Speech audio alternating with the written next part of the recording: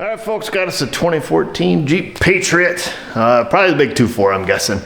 ABS lights on. Let's have a look. We'll give her the old auto scan here. Rear wheel bearings on these are super duper common. The ring gets all rusted out of the magnetic ring. And that's what we see more often than not. We'll see what our survey says.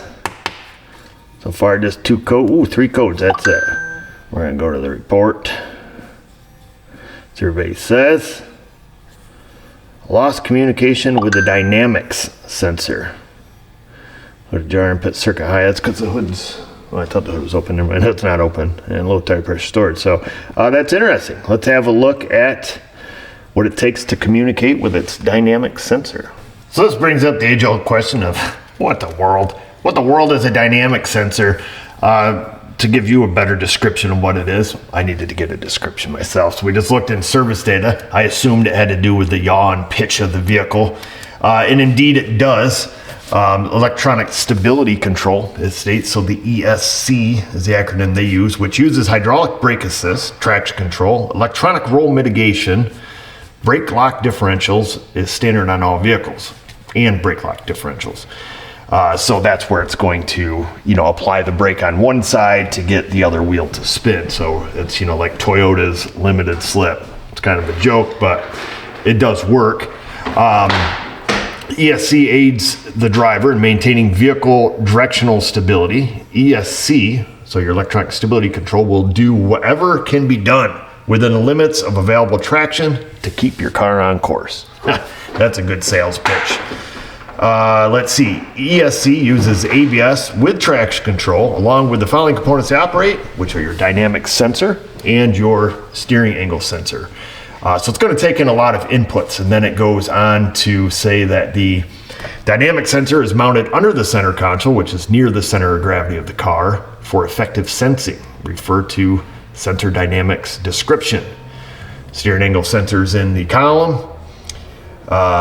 The ESC has three modes, full on, partial, and full off. And then it goes through to talk about how it can detect and, this electronic roll mitigation. So, the fishhook maneuver that, oh my God, that maneuver. So yeah, this is what this sensor does. We're gonna go to it here. Clicked on that. We got a picture of where this little guy lives. I don't know if we're zoomed in enough, but looks like a dash support here. So like they said, probably center console-ish area of the car. The yaw rate and lateral acceleration sensors are housed into one unit known as the dynamic sensor. The sensor is used to measure side-to-side lateral motion and vehicle rotational sensing, how fast the vehicle is turning, or yaw. Yaw coming to dinner? Not that kind of yaw, Y-A-W. Yaw and lateral acceleration sensors cannot be serviced separately. The entire dynamic sensor must be replaced when necessary. All right, so now we know a little bit about it. We, more importantly, know where it lives. We know what its job is. And we know that the ABS can't talk to it. So that's what we need to figure out now. Does it have its own fuses? Is it on a LIN bus? Or where are we at? So let me look that up for you. I know pointing at the screen here isn't the best way to do it, but I just looked up our code, our U0125 lost comm with dynamic sensor. We have a diagram. We have an ABS module. And we have a dynamic sensor, which appears to be 4 wires. How do we know that? Quick wiring lesson here. If there's a dotted line around the module's not complete. It doesn't show every component on it. When it's a solid line, that should be, in theory, everything it needs. So it has a power, a ground, and a high-speed data network that communicates with the ABS module. Because I would assume it would have to receive its data quickly. So it's probably likely that it's not a single wire LIN bus. Power and ground comes from the module. All right, should be easy enough. We only have 4 wires, 2 data wires, a power and a ground. Yeehaw. What's it say here? When is it monitored? Should be all the time, and it is. It says with ignition on. Set condition, if the anti-lock brake module fails to receive bus messages from the sensor. Easy peasy. Possible causes, all kinds of wiring issue. And then the diagnostic test of hopes and dreams that goes on here for pages and pages and pages. Lots of pages, too many pages. It's only 4 wires. We're not going to spend the time looking through this. We're going to go back to our wire diagram. We're going to find where this little guy lives, power grounds, and the ability to communicate. That's all we care about. And our show is quickly over. We don't need to check powers, grounds, ability to communicate, because somebody else already come under here and done it. Stinking mice. Yes, sir. So you can see, hopefully you can see there, that is why it doesn't communicate. It's easy to get to. So I guess kind of give you a reference here, back up, unenhanced fella. Didn't have to take anything apart, just pull the carpet down. Yeah, all right, well, it looks like they knocked it off right tight to that connector. Of course, frickin' mice, they always eat it right at the connector. And train these suckers to start chewing them up in the middle. So we're not gonna be able to just repair that wire. We're gonna have to get a connector, or at least some pigtails for it. Well, let me see what I can find for us, folks. Today's our lucky day, or at least this guy's lucky day. Dodge had this in stock, and the guy doesn't even know why. 70 some bucks for this connector from Dodge, but we didn't have to go down to Wilbert's U-Pole to Bath. I'm thinking we might have, because once he sent it and I saw the invoice, I said, whoa. But yeah, Dodge had it right in stock, local Dodge dealer, so I had it sent here, and we have it now. And all the wire colors are right, as long as the wire color is purple, because it's all purple wires. I've got this one pulled back. I'll see if I can get you guys set up. First thing I'm going to do is hook up the 2 comm wires. There's one wire that's cut completely. There are 2 purple with blue stripes. It looks like my eyes aren't good enough to see it, but I'm going to just do it based off how it's terminated on the pin. We should be okay. Famous last words, right? We'll try doing this without bumping the microphone 1,000 times. Got the seat back all the way. These are our comm wires, because they're the ones that are all twisted up here. And they are 2 different colors. Looks like white with a yellow and white with blue. That one's broke. And I'm going to see how they are oriented in the pin. I know they go on the purple wire here. It is. Let's see, we got 2 wires. Okay. So we're going to do the blue with white first. And that's going to go to this wire right here. I'm going to give ourselves a little bit of extra, because I tend to screw things up. Snip that one off.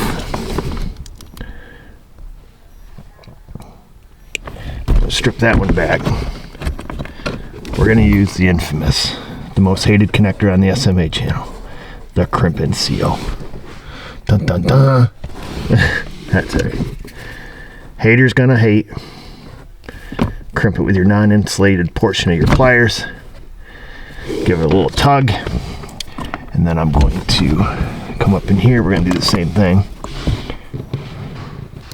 Chop that little guy off. I need to get another light so I can see. Now we're cooking. Now we're cooking, boys. See if we can line that little guy up and get it right in there. Should go grab my other pair of strippers. I should just move the dang camera and get her done, but everybody's got to see, you know. If this guy had his glasses on, he could see. This is getting weird, man. Things are getting weird, dude. Let's see. Yes, sir. There it is. Woo! What's up, Mrs. O? I'm not breathing heavy because I'm fat and out of shape. What's up? I have a couple questions for you. Off-camera questions? Yeah. Stand by, folks. I've solved all Mrs. O's problems. We're gonna chop the next wire off the other comm wire here. I assume it's comm.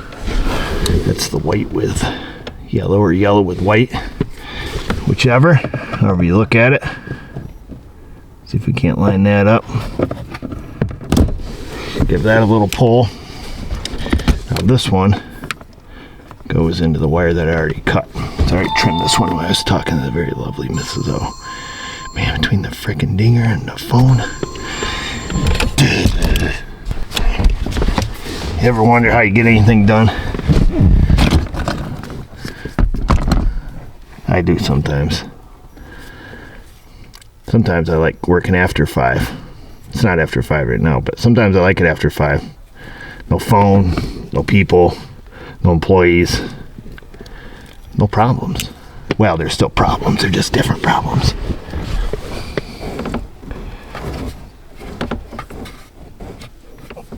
Okay. Get up on this joint.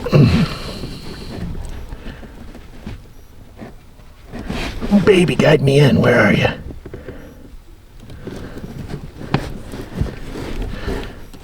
I don't know what I've done with all my glasses. I got a whole bunch of readers. Can't frickin' find any of them. Here we go. I gotta go buy some more. I go down to the Dollar General and get them babies. Give her the big squeeze. Give her the big tug. Squeeze and a tug. Alright, there's that. There's that one. What in the world? I'm gonna take and heat shrink these because we're gonna twist these ones up before we make the next repair. That makes sense to you? This will piss people off. Watch this. You want to trigger people? Do your heat shrink with a mini torch instead of a heat gun. I don't know why, but boy, it gets people wound. And once I find something that triggers people, I'll do it every time. Mrs. O says I'm spiteful.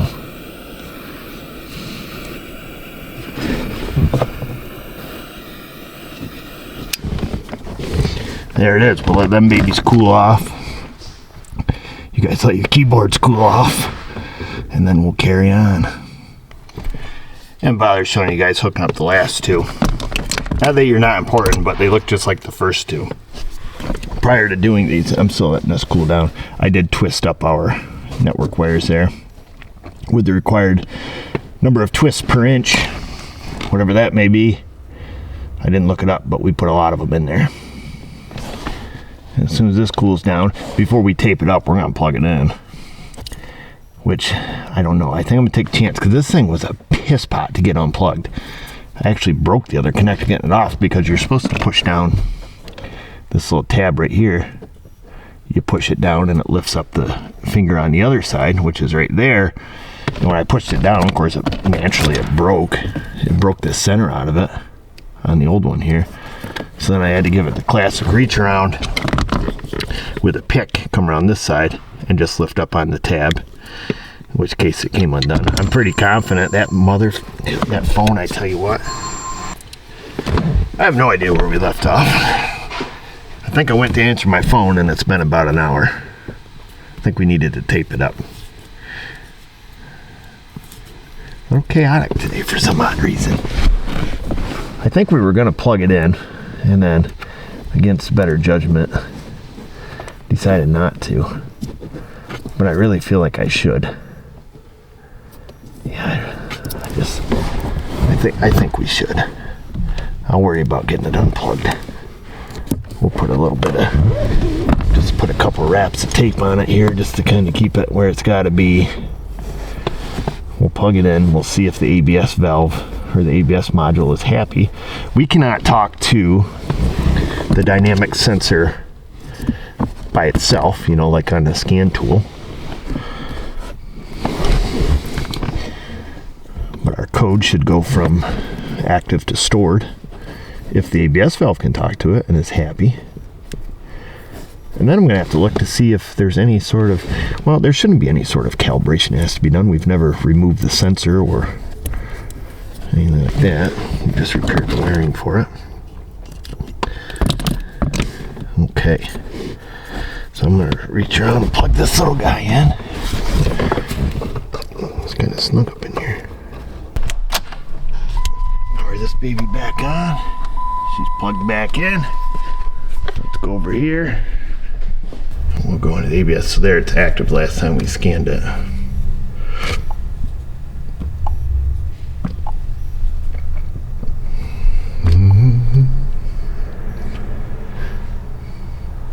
stored. All right, so it went from active to stored. So we can, with confidence, erase the code. And everybody should be happy, and we should be able to test drive with the ABS light out now. We will reread the codes. Hooray! These guys should be happy. Back here to our original scan.